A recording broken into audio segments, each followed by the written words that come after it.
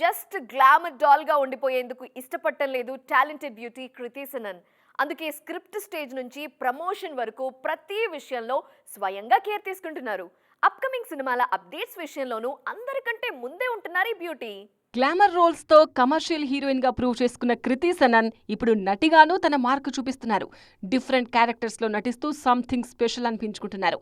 ఈ జనరేషన్ లో మరే హీరోయిన్ చేయనన్ని డిఫరెంట్ రోల్స్ లో కనిపించారు ఈ బ్యూటీ. రీసెంట్ గా కృతి నటించిన science fiction romantic drama తెరే బాతో Mein Aisa Uljha Jiya.